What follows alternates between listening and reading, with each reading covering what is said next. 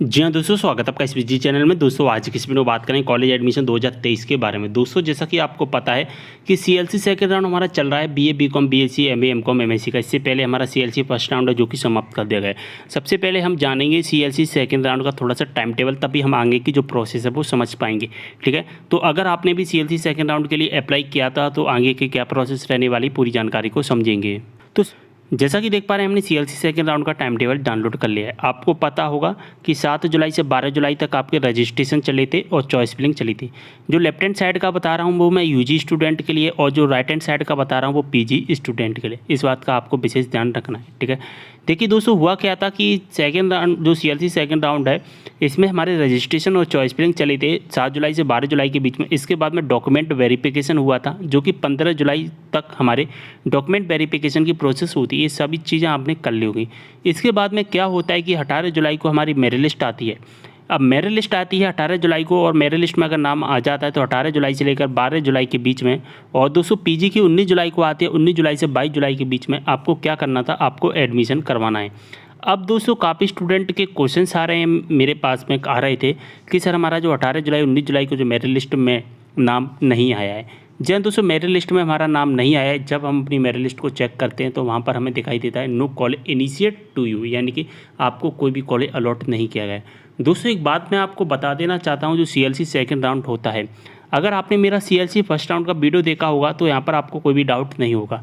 CLC first round में मैंने आपको यही बताया था कि सीएलसी के जितने भी सभी राउंड हैं, यानी कि कॉलेज लेवल काउंसलिंग के जितने भी सभी राउंड होते हैं, जिसका सीएलसी का फुल फॉर्म होता है कॉलेज लेवल काउंसलिंग, जब आप अपनी मेरिट लिस्ट को चेक करोगे तो वहाँ पर केवल और केवल आपको नो कॉलेज इनिशिएट ही दिखाएगा, यानी कि आपको कोई भी कॉलेज अलॉट नहीं किया जाएगा, वहाँ पर ऐसा दिखाया जाएगा। अब दोस्तों क्या होता है कि आपको अपने कॉलेज में जाकर के अपना ऑनलाइन अलॉटमेंट एक्टिवेट करवाना पड़ता है। जी हाँ दोस्तों, जैसा कि आपको पता होगा, जब आप ई प्रवेश की वेबसाइट पर आते हैं, यूजी या पीजी यहाँ से सिलेक्ट करते हैं, और जब आप अपना अलॉटमेंट लेटर डाउनलोड करने की कोशिश करते हैं, यहाँ पर इस लिंक के माध्यम से यहाँ पर क्लियर मेंशन किया गया है कि online allotment acceptance, allotment activate करने के उपरांत अलॉटमेंट एक्सेप्टेंस करें। यानी कि आपको क्या करना होता है कि जो ऑनलाइन अलॉटमेंट एक्टिव होता है, वो ऑनलाइन अलॉटमेंट एक्टिव कहाँ से होता है वो आप नहीं करते हैं। ठीक है, वो होता है कॉलेज के द्वारा। जब तक कॉलेज वाले अपना ऑनलाइन अलॉटमेंट जो एक्टिवेट ऑनलाइन अपनी आईडी से एक्टिवेट नहीं कर देंगे अलॉटमेंट लेटर को, तब तक आपका यहाँ पर अलॉटमेंट लेटर नहीं दिखाई देगा। ठीक है, आप भले ही कितनी भी परसेंट लाए हो 12th क्लास में या यूजी में, कितनी भी आपकी परसेंटेज हो, नहीं होगा जब तक कॉलेज वाले यहाँ से एक्टिवेट नहीं करेंगे। तो मैं आपको यही सलाह दूंगा कि सबसे पहले अलॉटमेंट लेटर डाउनलोड करने से पहले आप अपने कॉलेज से एक बार कंसल्ट कर लेना कि हमारा जो ऑनलाइन अलॉटमेंट है उसको एक्टिवेट कर दीजिए। उसके बाद ही हम अपनी जो ऑनलाइन अलॉटमेंट एक्टिवेट करने के बाद ही फीस सबमिट कर पाएंगे, यानी कि आपको यह पता चलेगा कि आपको कौन सा कॉलेज अलॉट किया गया। ठीक है, अब ऑनलाइन अलॉटमेंट एक्टिवेट हो जाता है, उसके बाद ही आप देख पाते हैं। इस कॉलेज पर डिपेंड करता है, कॉलेज वाले चाहेंगे जिसे एडमिशन देंगे, ठीक है, कॉलेज वाले चाहेंगे उसका एक्टिवेट करेंगे। काफ़ी कॉलेज वाले ऐसे होते हैं जो जैसे कि गवर्नमेंट कॉलेज वो ऑटोमेटिकली एक्टिवेट कर देते हैं, लेकिन जो प्राइवेट कॉलेज वाले होते हैं वो प्राइवेट कॉलेज वाले ऑटोमेटिक एक्टिवेट नहीं करते हैं, प्राइवेट कॉलेज में जाकर के एक्टिवेट करवाना पड़ता है। लेकिन गवर्नमेंट कॉलेज भी ऐसे काफ़ी होते हैं जो ऑनलाइन एक्टिवेट नहीं करते हैं, क्योंकि एडमिशन जो प्रोसेस होती है वो कॉलेज पर डिपेंड करती है सीएलसी राउंड की, कॉलेज लेवल काउंसलिंग की। अगर आपका नाम आ जाता है तो 22 जुलाई तक आपको अपनी फीस जमा करनी होती है।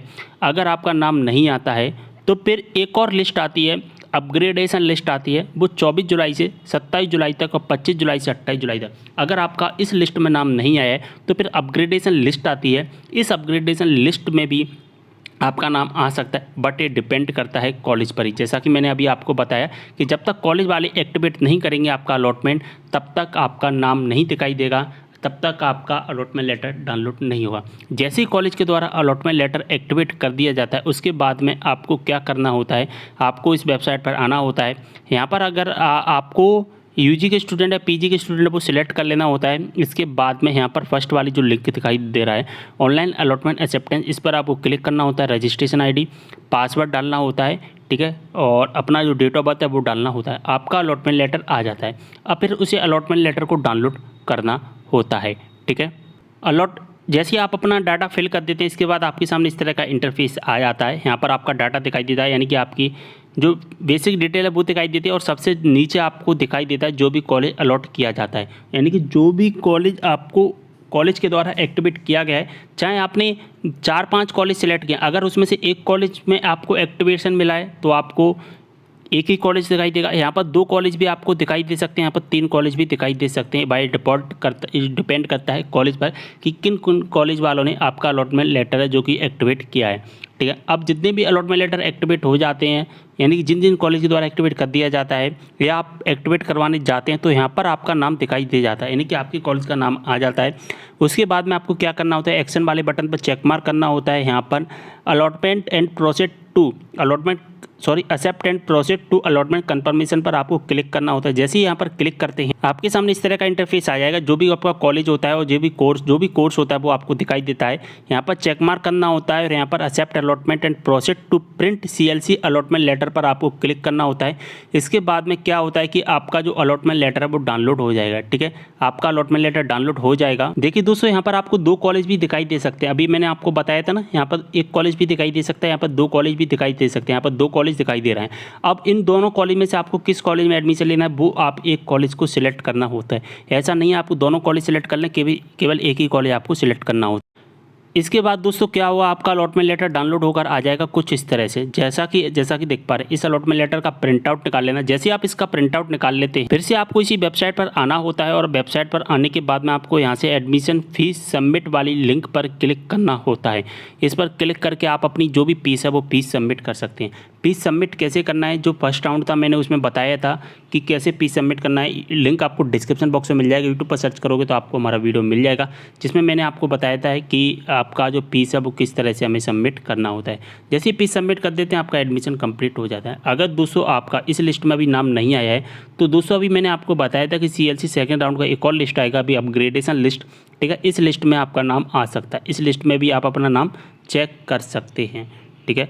उम्मीद कर रहा हूँ सारी इन्फॉर्मेशन समझ में आ गई होगी आपको। अगर आपको इस CLC राउंड से संबंधित अब भी कोई भी डाउट होता है तो आप मुझे कमेंट करना, मैं आपकी प्रॉब्लम को सॉल्व करने की कोशिश करूँगा।